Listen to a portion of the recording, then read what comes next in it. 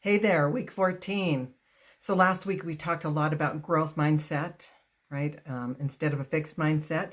And so this week I want to work on worry. It's my professional aptitude. I am an expert at worry, and I really am. So when I was younger, I worried constantly. I worried about everything. Mostly, I worried about my own personal being. Was I doing the right thing? Did I look okay? Did people think I was weird? Did they judge me according to whatever? And so when I started working on it, I went to my very first counselor ever. It was Larry at the university. And I had never tried counseling before, but I thought, I'm just tired of being overly worried all the time. And so I went to meet with him and he said, schedule it. I said, what? He said, write down what you're worried about. Don't worry about it right there, but write down whatever it is and then schedule it. So let's say you have 30 minutes to worry at 7:30 tonight. Do it at 7:30 tonight. So schedule it. And I thought, that is the weirdest thing I've ever heard. But okay, I did it. I tried it. And as I wrote down my worries, I'm like busy writing it down. And then when it came to 7:30, I was like, well, wait a minute. I don't really feel worried about it anymore. And that dawned on me. Okay, I get what you're trying to make me see, is that I'm not really worried about it. I'm just occupied with it at the time. And what I came up with is I worry as an activity so that I can be busy and not have to think about the things that I don't want to think about or feel the feels that I don't want to feel. Now, one of the feelings I don't want to feel is lonely. That's the best description I have of it. I'm not sure it's really lonely, but I don't want to feel that way. I don't want to feel like, I guess maybe a sad would also, but it's more than sad. It's an odd thing. And then I realized, oh, that's depression. And I have depression. It took me a while to figure that out, but that's what I have. And that's one of the symptoms actually of depression is you feel lonely or some similar sort of thing. So I used to worry about everything and anything so that I didn't have to feel lonely. So then I realized, that's interesting. Why don't I dive in to the worry? Right? The actual thing that I'm worried about. And that was loneliness. So why don't I go there? Right? And why don't I feel that? Well, I started with an easier worry that I had, and that was death. I worry about people dying in my life, not just anybody dying, but those near and dear to me. And one of the ones that I worried about was my mother. So I decided to go there and really visualize that she's dead. And really get into that and think, okay, why am I so worried about that? I mean, for obvious reasons, but I mean, she's old, so it's okay if she dies, or sort of.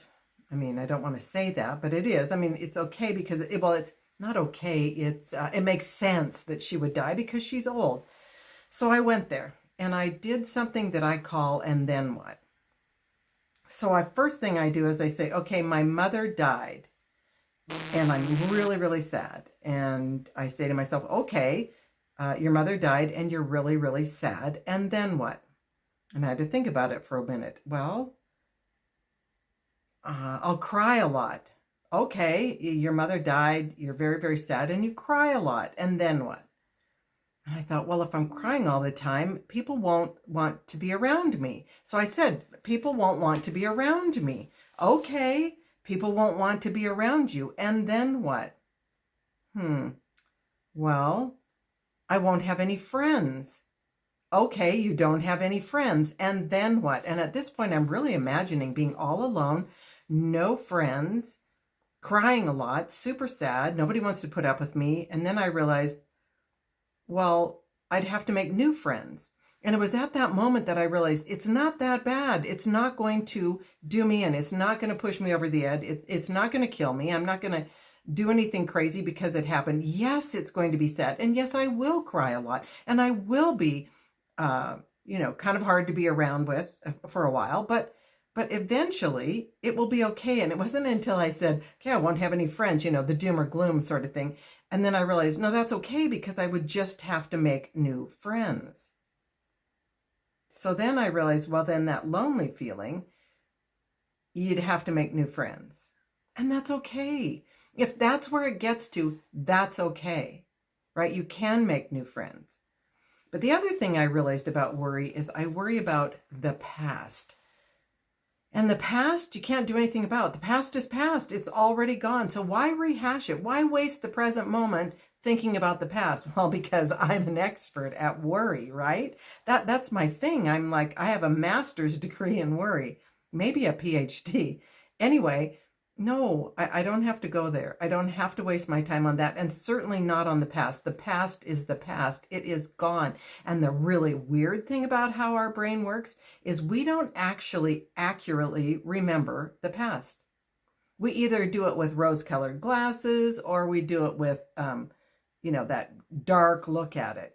Neither one of those is true. The past happened. It happened how it happened, but we don't really remember it. And that came out when my sister and I, who 3 years apart, we lived in the same house. We had very much the same experiences. We had one experience exactly the same. We were both in the room at the same time, and she remembered it very differently than I did. And that's interesting. That's when I also realized, wow, we do not have good memory of the past. So why waste any time on it? It already happened. So let's be present. And I think that's the one thing about worry is if you live in this present moment, there isn't a whole lot of worry because what's happening right now is happening right now.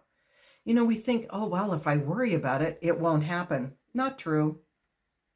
Or if I worry about it, I'm making it safer. No, that's not true either. So worry isn't having an outcome that you really need, right? Other than it's making you avoid things. So don't do it. Don't worry about the future. Oh my gosh, yes. So we live in the past and we live in the future. Do you know that you can't possibly predict the future? No way. And it always happens differently than you thought it would.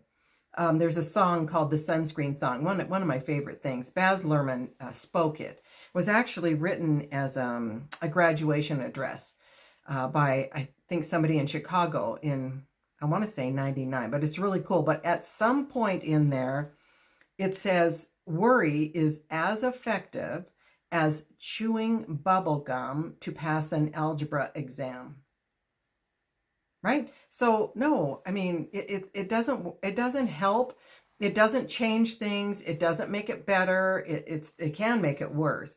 And certainly worrying about the past isn't going to help anything. And worrying about the future, now that's a big waste of time because you can't predict it. So come back to this present moment and be here. Now, in order to do that, that is not easy. I got to tell you. So I was talking with my daughter today and we were rehashing. I said, I need a little pick-me-up. I need a little therapy session. And so she reminded me that we need to focus on right here, right now. So if you have something like, let's say a pencil, really, really, really concentrate on the pencil. Look at every little mark on it. Look at the eraser. Look at the writing on it. See how dull it is or how sharp it is. And you focus, focus, focus, focus on the pencil. That's how you stay in the present moment. You go outside and you look at the clouds and you just watch them move. You do nothing else, just watch them move.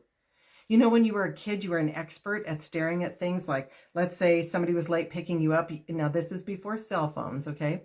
You used to stare at your shoelaces for a long time.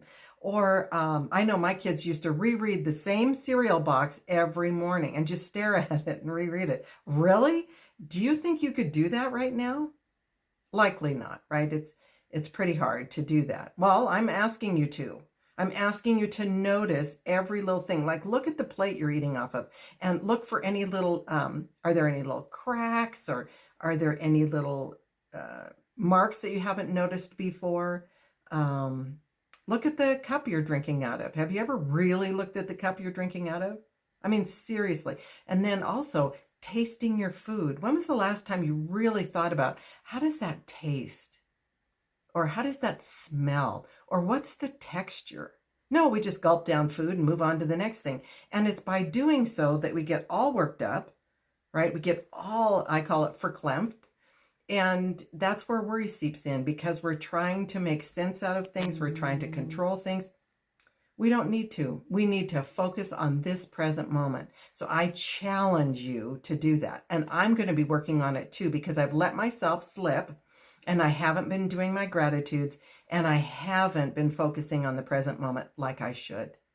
So let's do it together, all right? This week, let's do it together. Let's just focus on that one thing. You can write it on your bathroom mirror with a dry erase marker. We're going to focus on the present moment. Just write present moment.